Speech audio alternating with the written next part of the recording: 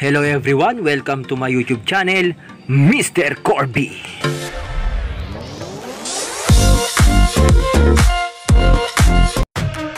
How to make 30-degree cut on a GI pipe using cut-off saw.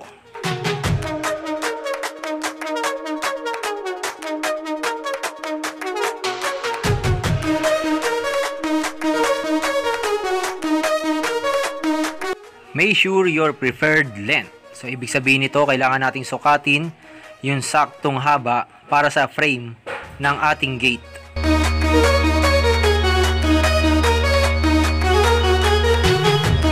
Place the GI pipe straight to the drawn line.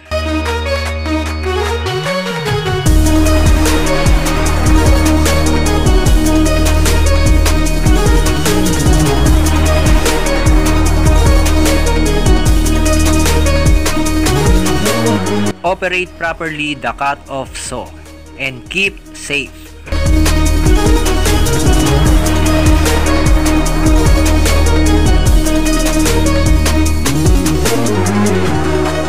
Set the cut part angle to 30 degrees.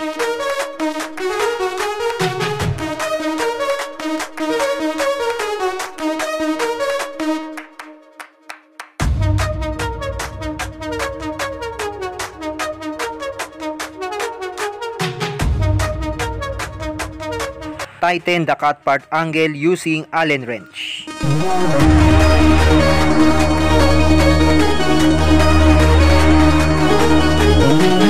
Place the GI pipe.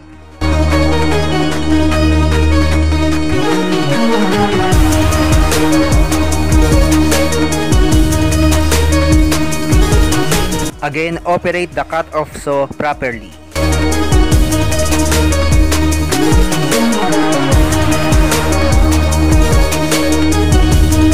And do it on the other side.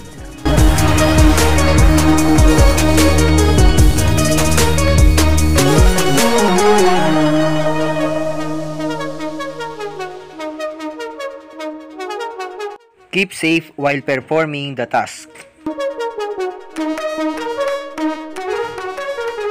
Let's check and try. Okay mga ka-Corby, nakaisa na tayo ng 30-degree cut.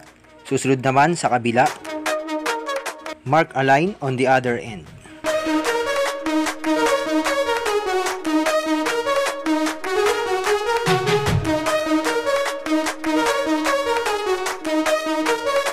Still on a 30-degree angle, cut the GI pipe.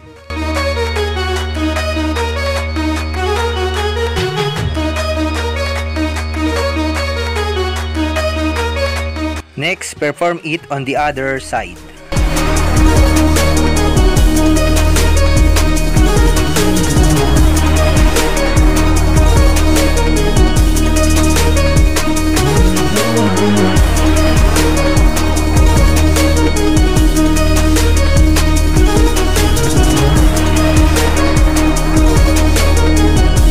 Again, let's try the both ends. Okay, nagawa na natin ang 30-degree cut on a GI pipe using cut-off saw. Pwede nang i-welding. And that's all for today. Thanks for watching. Please click the subscribe button. And God bless everyone.